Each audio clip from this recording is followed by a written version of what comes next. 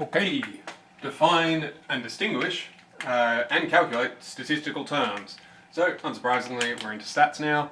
For 2020, this is going to be a little bit different to the point of basically removing all of it. But for other years, this will still be useful. So, we need to distinguish between this idea of a population and a sample. So, unsurprisingly, the population is bigger than the sample. A sample is a subset of the population. So, in other words, this is some group inside a general population. Now, this doesn't necessarily have to be humans. The overused example is typically if you've got apples growing in an orchard and you want to know something about those apples, maybe how heavy they are on average, you'd take a couple of the apples, weigh them all, take their average, and then by taking the average of the sample, you'd have some information about the average weight in the population. Typically, you don't know everything about a population, and that's why we do sampling in the first place, so that we can learn about the population without actually having to measure everything in the population. For now though, for today, we're going to assume that we do know all of this stuff. So, a couple of little squigglies. So, mu is, we've used before for expected value. So the expected value of the population, so in other words, the population mean, sometimes this is called the true mean. Whereas in a sample, we use x, and this guy's called a bar.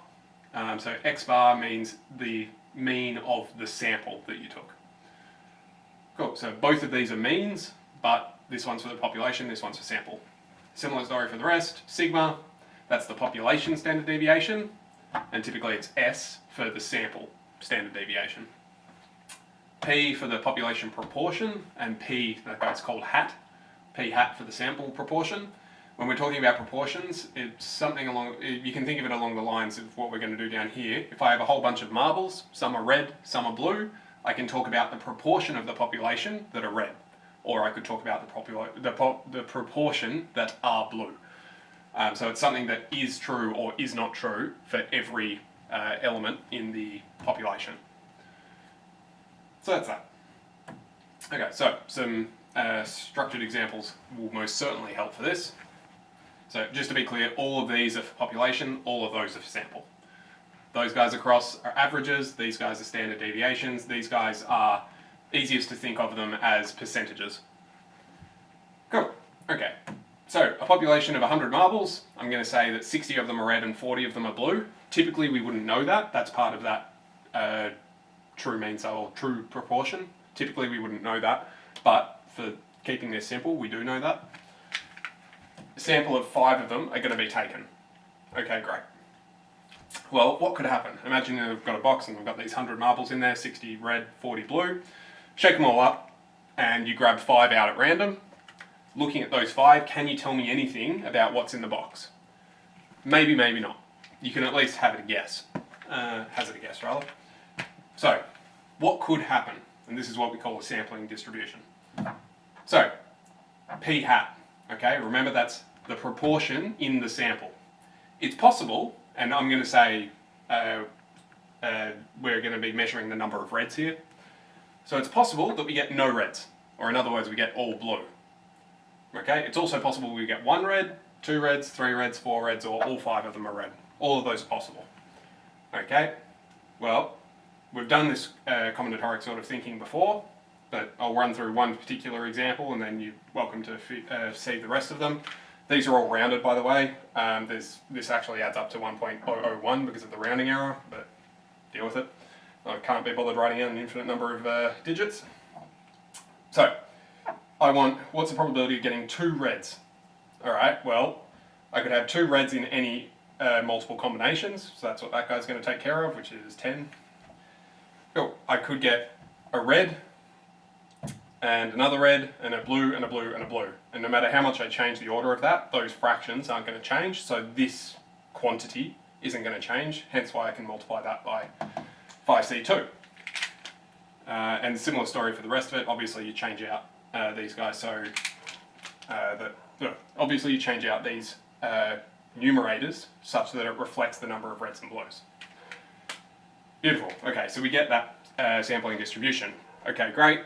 So that's what could potentially happen. What I would have you note as well is, did I do it on here?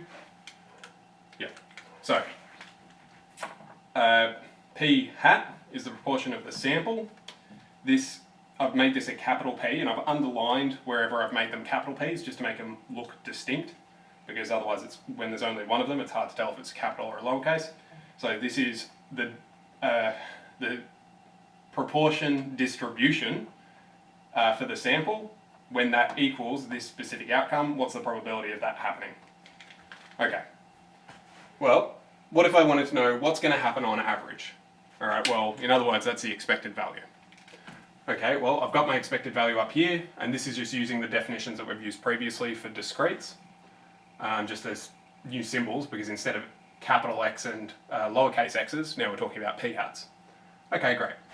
Well, for our particular example, the expected value of p hat is going to be the probability of this thing happening. Okay, so the probability of this happening is 0 out of 5, is 0.009. So that's that guy, and that's going to be multiplied by the actual outcome, which is 0 out of 5 reds. Similar story, 1 out of 5 reds multiplied by the probability of getting that, and so on, so on, so on. Add that through, you'll get 0.6. With this error, you'll get 0.6006, so forget that, that's just an error margin. Beautiful, okay, we can calculate standard deviation. Again, we've already seen the formulas for this previously. Throwing all this stuff in, hopefully you'll get those values. Again, these are going to be slightly off because of the approximations, but they're very close. So that's that, great. So we've done all that work. Okay, now, as you can see, I didn't want to have to write this out live because it takes time and it's prone to error and it sucks. So you can definitely do that on a CAS to make it a little bit better, but there's always fat fingering that will happen, so good luck to you. Something that you should always think about is what makes sense. Now, hopefully, the expected value, if you think about, I've got 60 reds, 40 blues, and I'm going to pull out 5 of them, well, I would expect 60 out of the 100 to be red, so I'd probably expect to get 3 out of 5 to be red. And sure enough, that's the most probable outcome. It's certainly not guaranteed, but it's the most probable out of any of the outcomes.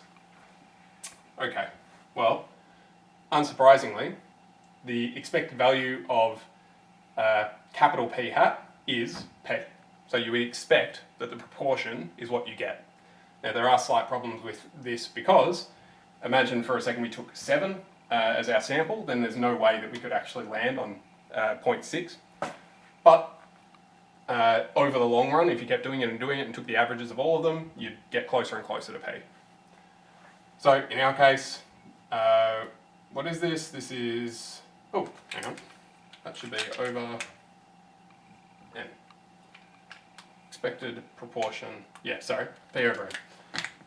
Oh, actually, sorry, no, that's right, because that's the proportion, and the proportion is already a fraction. So that's how many successes, 60 out of how many are in there, 100, so that proportion is 0.6, which is what we got before. Beautiful. Standard deviation of capital P hat. Now, we can approximate this by using, well, normal distribution things, using the, I forget if this one requires central limit theorem or not, but either way, this goes a lot more in depth into the technicalities of it. All we need to know for you guys is how to apply it. So root P times 1 minus P all over N, and that N is still in the root. This approximates the standard deviation the higher N goes. So as N approaches infinity, then the standard deviation will approach this, or vice versa, this will approach the standard deviation more accurately. But there's a slight problem with that, because obviously we're not going to take infinitely many of them, particularly since there's only 100 that you could possibly take. So the wording that usually goes with this is if N is sufficiently large. And I know that's not helpful and vague. If you want a number as a ballpark, usually 30 is what turns out to be large. And anything bigger is perfectly sufficient. Anything less is dangerous. If it's 29, then maybe not. Cool, all right. So subbing in for our particular example, we get 0.219. Notice that we had 0.215, and I think that's slightly rounded up already. So you've got a bit of error in the third decimal. So that's not terrible, but it's not fantastic either. Notice that n was only 5. So particularly when p is close to a half, this n doesn't need to be as big. The further p gets away from a half, the more you need n to go up in order to have an accurate picture of standard deviation. But for us, this is, it's not terrible, it's not great. Okay, different example. What if we had p was 0.3? I've just picked these out of nowhere. And n was 50. Okay, well then n would be large. And we definitely don't want to have to draw this thing out from 0 over 50 to 50 over 50 because that will take forever. Conveniently, the larger they get, the more accurate we can make this estimation. So E of capital P hat would have been 0.3 because that just gives that for free. Standard deviation, sub everything in, we end up with 0.0648, and this we already know will be sufficiently accurate. Cool, what if we had 0.2 as P and N was 3? Well, this is not sufficiently large. So if we use the estimate, we'd be in trouble because we get 0.2309. And if we do it the proper way with the table, which I haven't got space for here, but you can run it through and see that you get the same value, you get 0.3189. So these are very discrepant. There's two reasons for that. One, n is quite small, and the other reason is p is getting too far away from 0.5. So the further away that gets from 0.5, you need even more n. And if n is already small, then both of these are causing problems, so we get this wildly disparate result. So that's 17A and B. Most of this is about 17B. 17A is just about mainly some names and how you take surveys. We don't particularly care how you take surveys for this, but just understanding the idea of biases, it goes into it. It's mainly the 17B that's going to be taking up your time. It's not the worst thing in the world, it's just easy to get lost in the notation and the wording, so just take your time step by step. If you've got any troubles, do email me. Otherwise, cheerio.